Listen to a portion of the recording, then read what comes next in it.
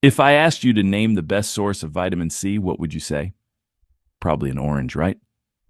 We've been programmed with this idea since kindergarten. Drink your orange juice so you don't get a cold. Take your vitamin C. Oranges are the gold standard. But here's the uncomfortable truth that nobody in the produce industry wants you to know. The oranges we buy in the supermarket today are not what they used to be decades ago. They've been selectively bred for sugar content, thick skins that can survive shipping, and long shelf life that maximizes profits. They're picked completely green and then gassed with ethylene to artificially turn them orange. By the time they hit your table weeks later, the nutrient density has plummeted dramatically. We're eating more calories than ever before in human history, but we're literally starving for nutrients. We are overfed and undernourished at the same time. But what if I told you there's a plant that beats the orange at its own game? A plant that also beats milk for calcium and bananas for potassium. We stopped growing it, not because it's bad for us, but because it's bad for business. You can't ship it across the country in a truck. It refuses to be commodified by the food industry. And today we're talking about what's called the miracle tree, Moringa, and a few other forgotten greens that make modern kale look like nutritionally empty iceberg lettuce. Let's start with the heavyweight champion of nutrient density, Moringa oleifera. Originally from the foothills of the Himalayas, this remarkable plant has been used for thousands of years in traditional Ayurvedic medicine.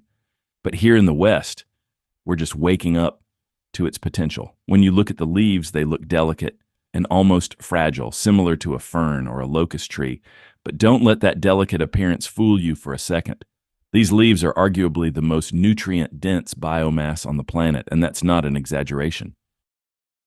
When you run the actual numbers, they almost sound fake or too good to be true, but they're backed by hard science and peer-reviewed research. Gram for gram, dried moringa leaves contain 7 times the vitamin C of oranges. And it doesn't stop there, not even close. You're looking at 4 times the vitamin A of carrots, 4 times the calcium found in milk, and 3 times the potassium of bananas. But the real kicker for us older folks is the protein content. It contains all 9 essential amino acids, making it a complete protein source, which is incredibly rare in the plant world outside of a few exceptions. It also contains powerful anti-inflammatory compounds that are well documented. If you struggle with joint pain or arthritis, this is nature's answer to ibuprofen without the side effects. So why isn't it sitting in the produce aisle next to the spinach? Because once you pick a moringa leaf, it starts to ferment and wilt within just a few hours. It demands to be eaten fresh or dried immediately. The grocery store supply chain simply cannot handle it profitably, so they ignore it completely.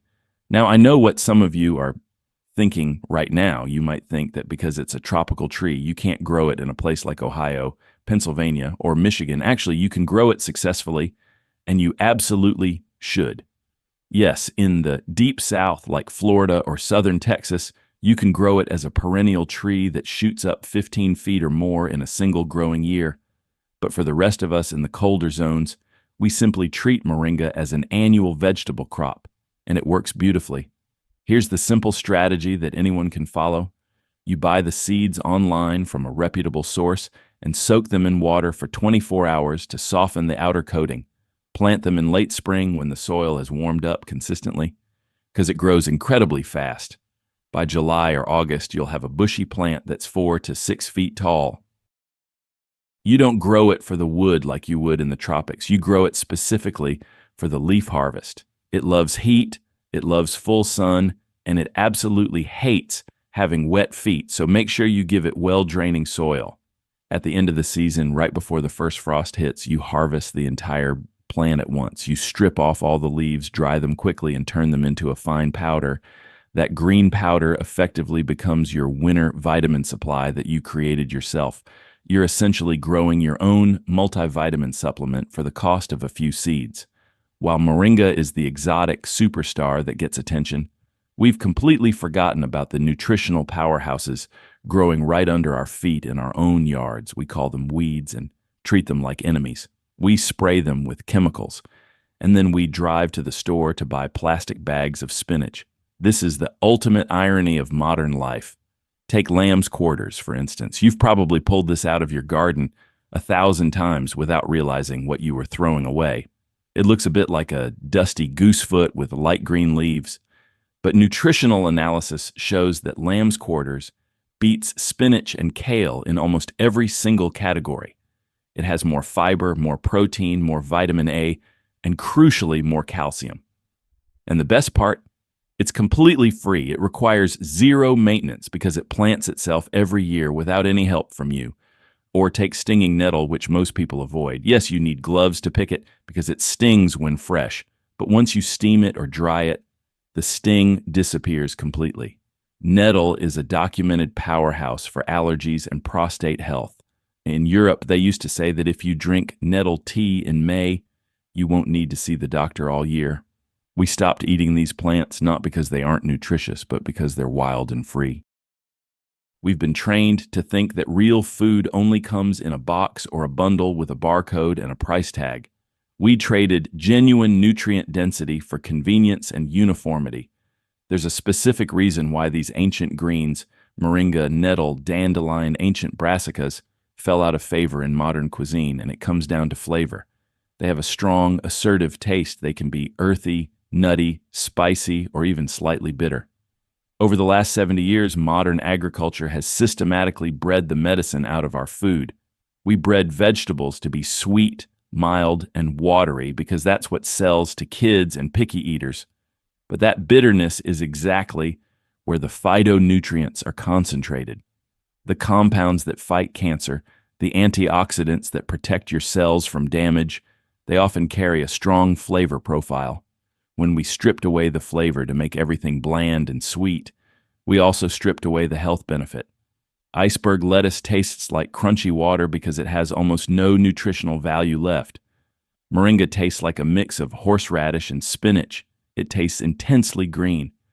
That strong flavor is actually your body's signal that it's receiving actual fuel and medicine, not just empty calories. So how do we get these incredibly nutritious plants back into our diet without turning dinner into an unpleasant chore? The good news is you don't have to eat a bowl of raw moringa leaves. In fact, I wouldn't recommend that approach at all because it's too strong and overpowering. The secret is integration and using small amounts strategically. For moringa, the best method is drying the leaves properly. They dry incredibly fast if you spread them out in a warm, dry place. Once they're completely dry and crumbly, grind them into a fine powder using a blender or food processor. Then sprinkle that powder into your smoothies, your soups, or even your morning scrambled eggs. You won't even notice the taste, but your body will definitely notice the nutritional boost. For the wild greens like lamb's quarters, treat them exactly like you would spinach. Sauté them with garlic and olive oil, which helps mellow the flavor significantly. And for nettles, nothing beats a rich, creamy potato and nettle soup that's warming and delicious. We're living in a time where we rely far too much on supply chains that prioritize shelf life over human life and profit over nutrition. Growing moringa, or even just stopping the war on the lamb's quarters in your backyard, is a real step towards taking control of your health. This isn't just gardening for the sake of a hobby. It's creating a living apothecary right outside your door. Next time you see a weed growing in your garden or you have an empty pot sitting on your patio, think about nutrient density instead of appearances. Think about vitamin C and what your body actually needs. And ask yourself this simple question. Do I want the orange that traveled 2,000 miles and sat in a warehouse, or the leaf that can genuinely improve my health? Give moringa a try this season and see what happens. It might just surprise you with how well it grows and how much better you feel. If you have any experience with these forgotten greens, or if you use nettle for your allergies, let me know in the comments below. I genuinely love to hear your story and what's worked for you.